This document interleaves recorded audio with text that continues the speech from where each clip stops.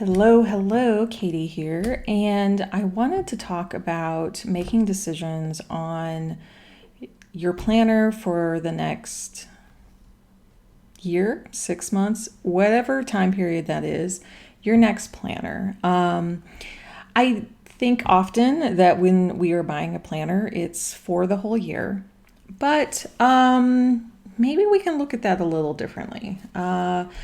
I know I've seen in many groups, it's been really hard to make a decision on what to get. There are so many options out there. It can be easily overwhelming, especially to someone who's neurodivergent.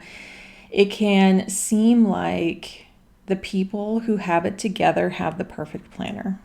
And I want to say that like a planner is a tool and a planner doesn't work for everyone in the same way. So everyone's going to like a different planner. I know there's also a lot of aesthetics and a lot of money that's poured into planners in the planner community. And it can be hard. It can be hard to see like, and I've done it. I've invested a lot in my channel and having certain planners around so I can test them, so I can design for them. But this is actually, my business. So you will see a lot more of those things here. You will see certain brands and certain things in thumbnails because it does attract attention. But for the most part, I really just use this one planner. This is a more expensive cover, but I only have one of, sorry, that sounded like defensive. I'm not defending myself in any way here. I'm just saying like what's actually happening. I'm talking a little bit more behind the scenes in this one because I think it's important to kind of, I don't know, to see a little bit behind the curtain of what all of this, like what these channels and my channel, what all of our channels can be like. YouTube is, and any social media is a small snippet of somebody's life. And I know I look at a lot of other channels and feel FOMO about things, and I will see beautiful photography, stunning videography, and, wish that I could do things like that too. And I know that I'm also really happy with like the setup I have and how I'm expanding that and how in the next 6 months I'm going to be changing some things too. And that's my growth journey and it doesn't have to be anyone else's. So, and then being part of the planner community can also mean you don't have a channel, you don't have social media, you're maybe just have a personal account, maybe just on Facebook or Instagram that you just like to share every once in a while your hobby or the necessary tools that you have, because it's so hard to keep everything in your head. So to kind of think about all of those things and to think about all of these launches coming up, I know in the past years I have bought several planners and then I have sold them fairly quickly after doing a review. Like I try to sell them before the start of the year that it's upcoming, so it's new for somebody, or at least, I guess I collected a few that were super old. I'm just thinking of those. But I think it's important to really take a look at how you've grown over the last 6 months and where you think you might be going in 6 months. Because I know that we can start feeling antsy in a planner. Some of us can. For that change. Like the ADHD part of me loves like the beginnings and the newness and starting out in things. And then the autistic side of me wants to finish the things and to document all the things and to see how that adds up over the year and see how things are doing. So just like, I did not prepare any of these. But like, I would love to see this like filled in with the media that I've been tracking. And we had some really big life events of moving and stuff. And so I've lost a couple months. I really liked how much this came through. But then in June and July, I lost that. And now I'm like slowly coming back. And I think I'm okay with it. No, I am okay with that.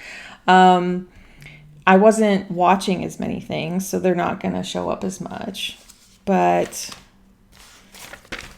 I lost some of this in here. I've lost some of the in my 5-year diary. It isn't as complete as I wanted it to be.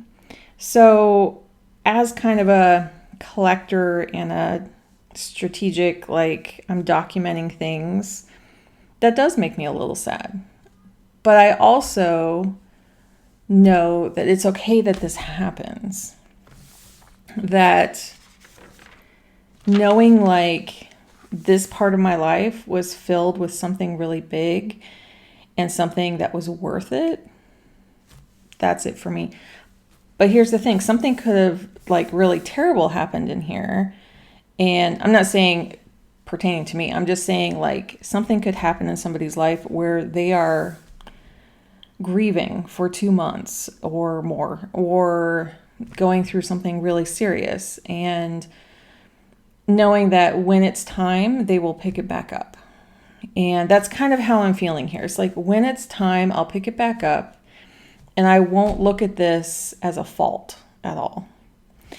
And there's just so many different layouts of things. Like, I love how complete this looks. I worked really hard on it.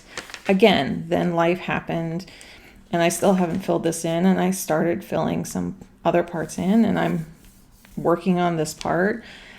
And I feel really happy that this particular planner offered me these opportunities, but I'm also glad that I'm kind of sticking it out in one planner and to show kind of like this is where my mind was when I was going through all this. There's a few weeks in here that I didn't plan things, and yeah, in past years I had planned out most weeks. I had kind of reflected upon them.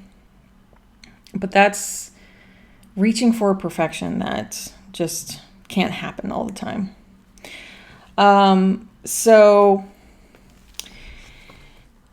I guess when we're considering like getting a new planner, we really have to look back and see like what didn't work.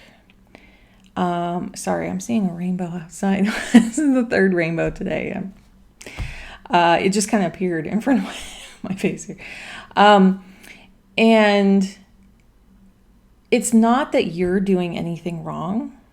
It could be that your needs are changing. So in the past few years, I have had a separate health planner, and I had filled that out a lot and tracked a lot of my symptoms of things, and I needed that to help me get on the right medication, and it was really important to have all of that. I am in a very different state now. I know what meds are working. I'm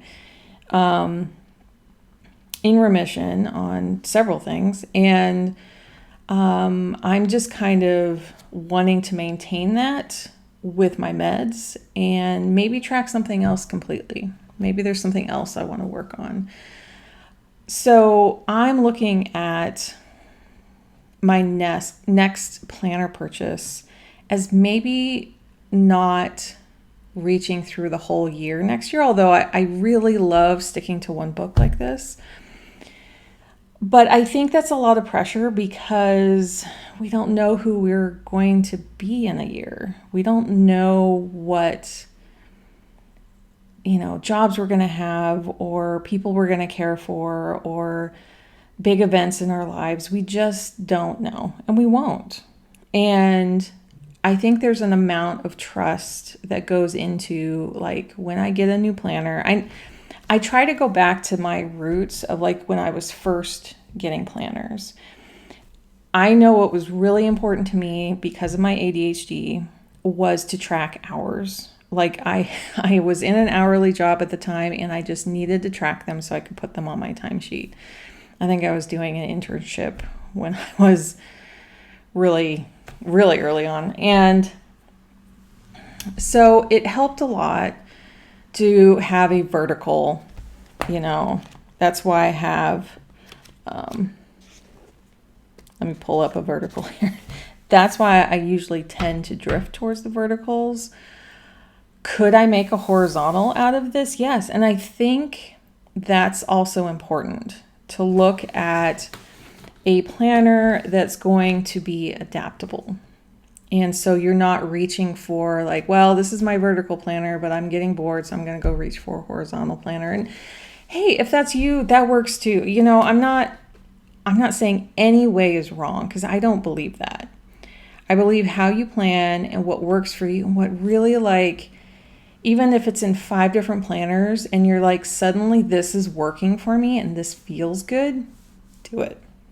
If it's not overwhelming, if it keeps everything really well organized and you're just like, even if it's messy, right? Like you can have a junk journal or bullet journal or something and it just works for your brain. Like that's all that really matters. So I'm not saying like you have to stick to one. I'm not saying you have to stick to a certain size. I'm saying when we're making these purchases, it can be a lot of money. They're expensive. They're expensive. And if you are and have before, or maybe it's your first time, like the first time I like bought more planners than I needed, I was a little timid on selling them. But then I think the second year came around that I did that. And I'm like, oh, like I don't need to review them all. Especially right now in Europe, I'm not going to be able to buy many. I can't do that and then offload them as quickly as I could in the US. So I think there is going to be a high market for people who are reselling on Mercari and stuff because of the tariffs. So I think, and who knows what's going to happen with those. But I think, being able to ship something locally to anybody for between $8 and $15 made it really easy to go, oh, okay, I'll buy a couple here and then I'll just sell what I don't need. And I'm not in that position. And so that's why I'm kind of like sharing my position because it is a little different now. It's really focusing on what I need. And I have a whole lot of planners around me that I keep for reference. And that's part of my investment of how I'm designing for different planners, but I'm not using them. I use a couple. And so I'm looking at a sterling ink I bought last year and trying to weigh out, do I want to reuse that in 2031 because it's a 2025 that I didn't put anything in. That was the only one I kept because I liked the outside. It was a linen A5. So I'm thinking I'm going to keep it and not use it this year, or I'm going to redate it. So, and I have to accept that with redating, I wasn't going to use stickers. I have one of the first common planners I got was just a blank common planner with all the stickers, and I stickered it up, and I couldn't write on all the bumpy parts. It really kind of got to me, but that was something that bothered me. And so I wouldn't do that again. I enjoyed immensely putting the stickers in, but then using it and writing on it was hard. I do very much like setting up planners. I love those beginning stages, and I see a lot of planner channels who love to set things up, and I think that is really exciting. I love watching those videos and seeing how and I kept my setup in this one really simple, and it's worked.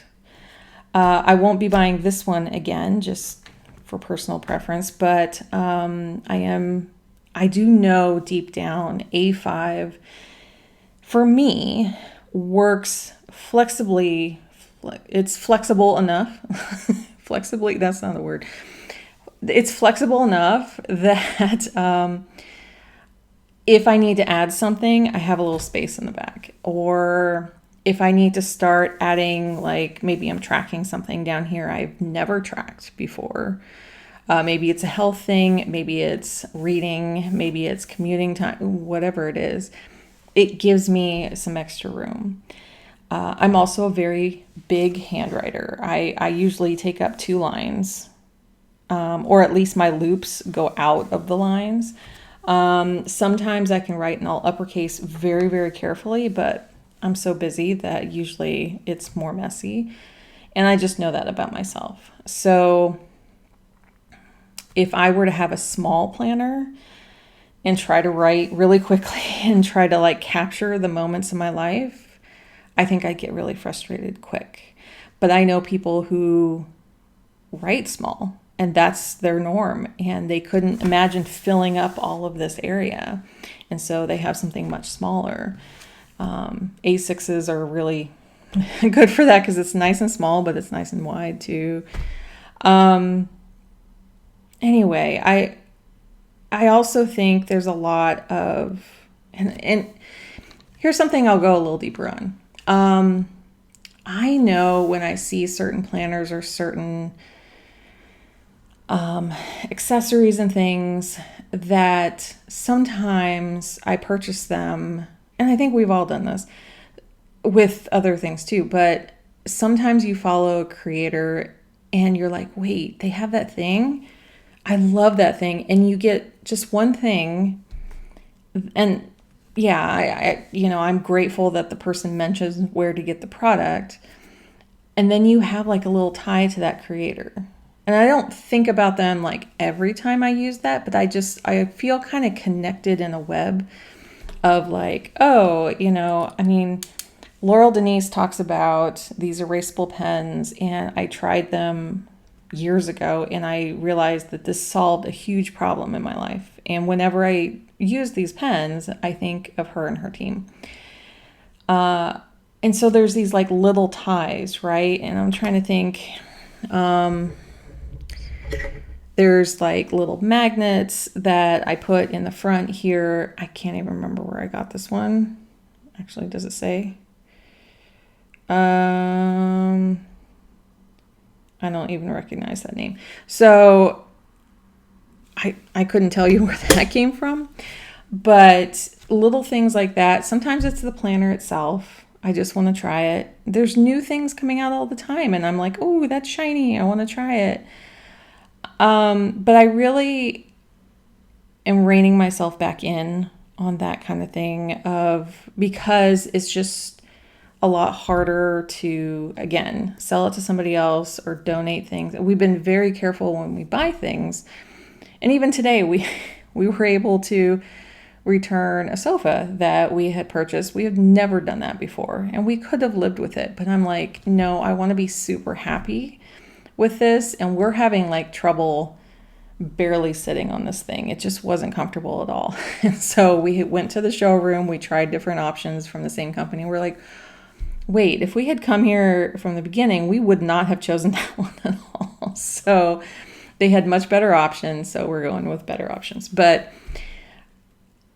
I didn't want to have things here that we'd have to get rid of because we didn't love them anymore. Now I have like a small little area here of stuff I need to donate. It's a couple trash cans that I don't want. There's little things that are starting to accumulate, but I want to get them out really quick, see if I can donate them to, I already asked my neighbor if she could use them. And so it's, what is the purpose about talking about consumerism here?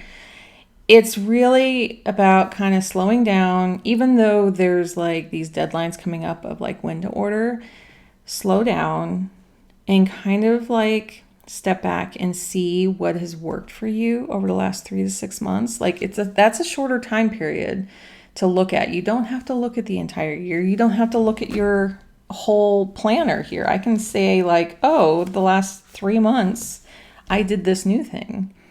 I realized I needed to write the weather on here. I don't know, just for example. And I realized how much that was helping me. And right now I'm switching from Fahrenheit to Celsius, and it really is helping me to write those down. But I didn't realize that that was going to come up when I bought this planner in October of last year. Like, I didn't know at all that we would be moving when I made this purchase. September? August? I'm trying to remember when I pre-ordered this. It was probably even before that, probably August of last year. And so the point of this is to give yourself grace and to think about what are really the core things that are so important to you, and to find things that have a little space around them, whether it's physically on the page, whether it's more pages in the back, whether it's a system that works really well with digital, whether it's a system that's a 2-book system so that when you have like 6 months at a time, you can swap it out and get that new feeling again. Whether it's the process of going to a beautiful little store that has a bunch of journals in it, and you're picking out the one, you're feeling each one, and you're feeling the texture on the outside, and you're wondering if this is the one that's going to accompany you through all of your next year's happenings, whether you're going back to school or starting a new job or caring for a new family member or an elderly family member, whatever it is, or being prepared for a new opportunity. Because it could be anything that comes along. I think it can be more helpful than looking at all the options and trying to picture yourself in each of those options. Sometimes it's better to look at what you have and look to see, like, you know what? I felt horrible trying to fill up 2 big pages of A5. You know, this size could be way too big for people. And look at like what's making you feel uneasy, make you feel guilty, make you feel certain ways that just makes you feel uncomfortable or makes you want to avoid the book. Could it be that you want discs so you can rearrange things, or rings so you can rearrange things? Could it be that you don't want to use a fancy cover anymore because you want to feel the outside of the book? Maybe you want to have something really small and simple. Do you want something that you can just change out the months and then have a big notes area? So maybe you're just getting a booklet and then a big journal. The booklets, especially from some from Paper Test, but mainly Sterling Inks, little, are they called booklets? I think are fantastic for trading out like a little thin booklet, but it has all the dates in it for the months or the weeks. Can really like make your whole setup last even longer. So if you're in some kind of traveler's notebook, or if you're in a little passport or something that has the little bands in it that you can swap in and out. Like I have, do I have one in front of me?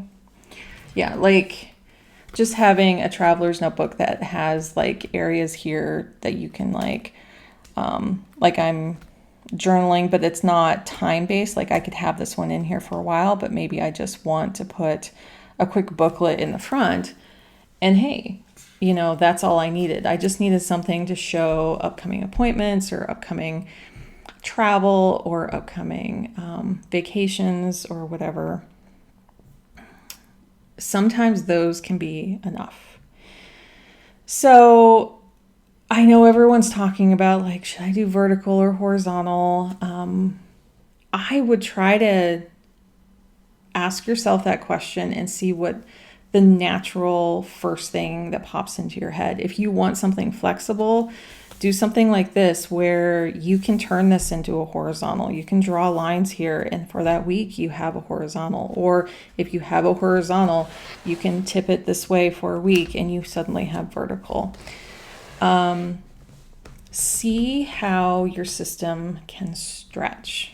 See how it can, because your whole life is change. Things are molding and growing and changing this way and that. And to think that a book is going to contain it all perfectly, that's a hard sell. That's a hard sell. But I think most of the planner creators know that. And that's why they design how they design. Because they know things are going to be changing and people get bored of things, or people have different needs, or suddenly things shift.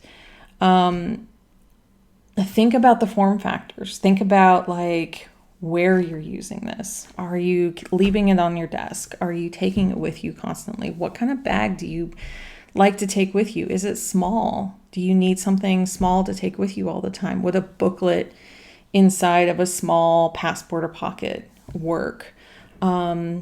Are you really good, and be totally honest with yourself, are you really good at putting plans in one notebook, one planner, and transferring them to another to have a 2-book system? Or do you have like work needs that are separate from your personal needs? And so you can leave one at work and those hours never overlap. Like you can do a 9 to 5, leave it there, and you never have to transfer anything over if it doesn't affect those outside hours, like after 5 o'clock or whatever hours you work, you know? And some people want to feel like a really chunky book in their hands. You know, there's something to feeling the weight of something. And if it's too heavy, then your body will go to pick it up and they'll be like, oh, I think I'm going to leave it at home. Like your mind understands when something is not quite right. Not like to a very narrow degree. I'm just saying like there's these subtle hints sometimes your body can give of saying, you know, I'm avoiding this and why. So that's another thing you can look at over the last 3 to 6 months. Are you taking your planner places? Having a small one, is it better to have everything on your phone and then you transfer it in when you get home? Do you have an appointment with yourself once a week and look at your digital calendar and then put everything in? Or do you like to just predate everything? There's so many different uses, but I think just kind of sitting and looking with what you have and looking at the parts that work and looking at the parts that don't. I think it can really narrow it down for you to go, oh, okay, I think I only need one, or I maybe need this and that, like these 2 things. And to feel confident in that decision, to know like, because you're getting that system, no matter what color the cover is, we can cover up covers. I know some people can't though. Some people, the stickers can bother them, the clear covers can bother them. I'm not trying to dismiss, textures that can really bother people. Even covers can bother people. They're too smooth or too rough or something. But know that that's a need and look for options in those colors that you really can work with. So you kind of backtracking, you can go, well, my concession is, the A5 Slim only comes in forest and the vertical, so I'm just going to use vertical this year. But if your brain can't work with the vertical, you're going to have to find a compromise between the texture. Maybe putting a cover on it will help. maybe putting, I've heard of people like using like sticky contact paper and just like really covering the whole thing. Maybe rings is better. Maybe you find rings that works better for you.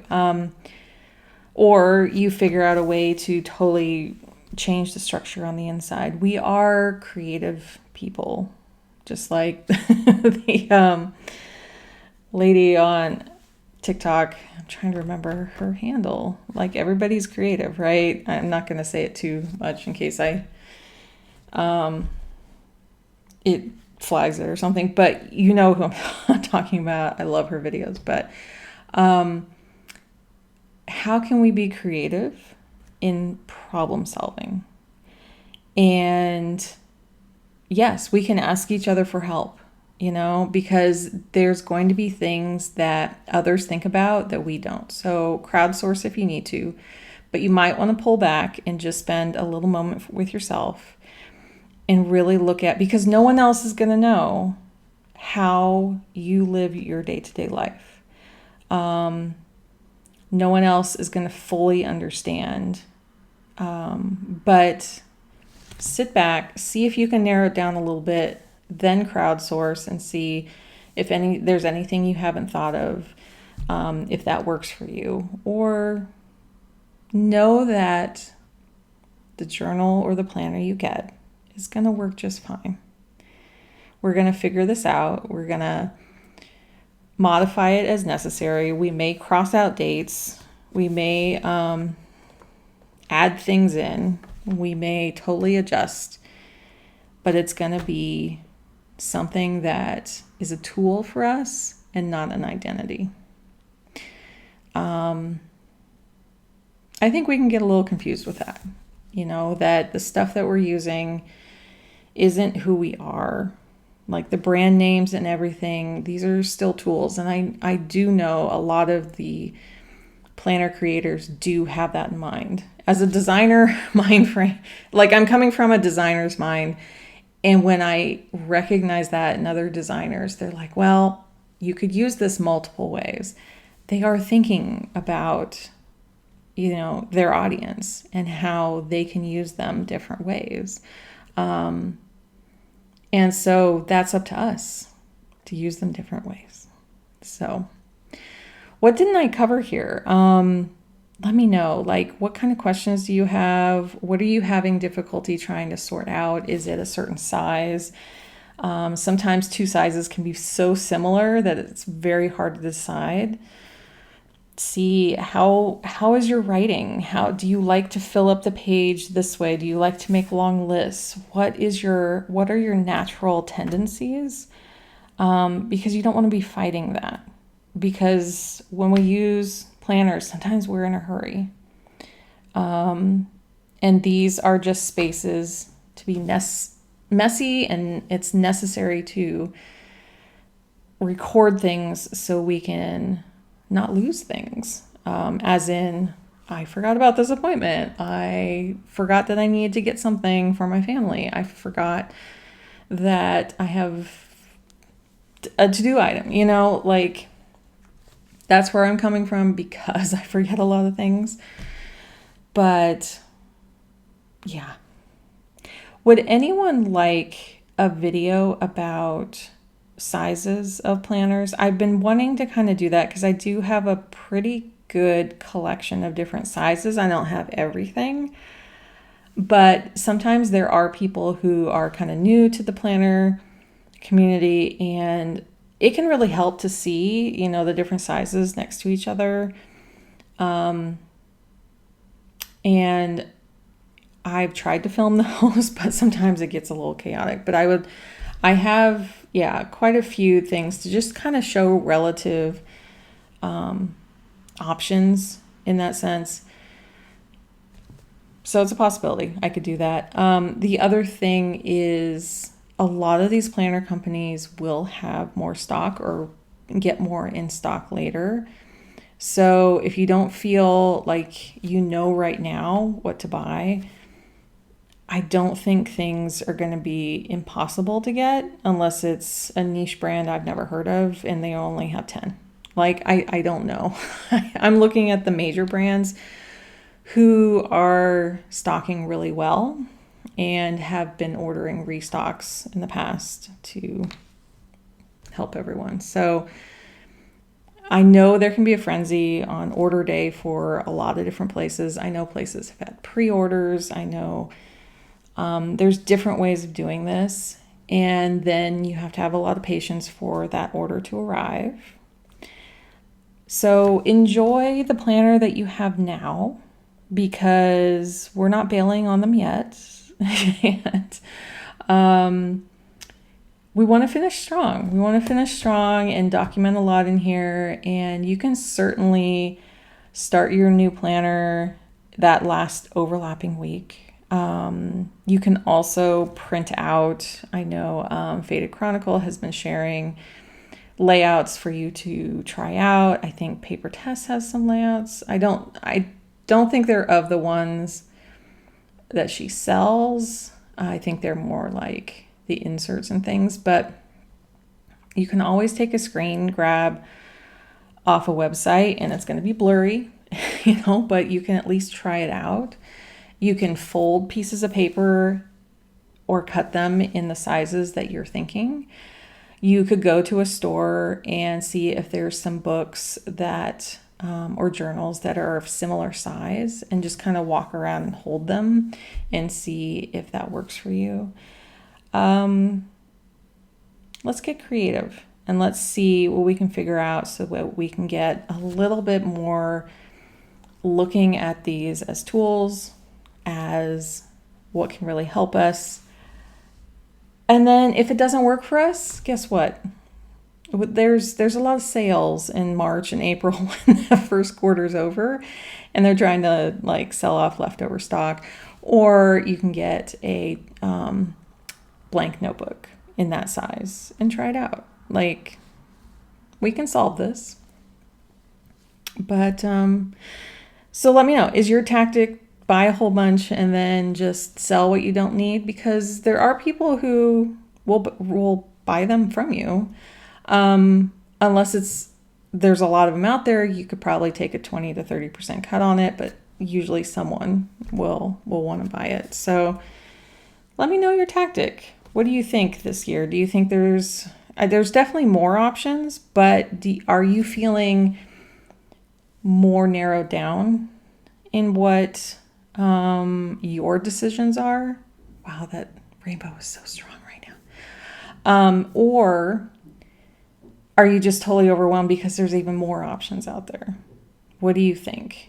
Like, the past few years I've heard, because so many more options are coming out, so many sizes are coming out, I really had this sense of a huge overwhelm the past couple years. I'm trying to get a read now, and I don't know if I'm feeling that as much, because I think some people got a little fatigued from that. But I think there's a lot going on in the world, so it can make it really hard to make decisions. Let me know where you're at.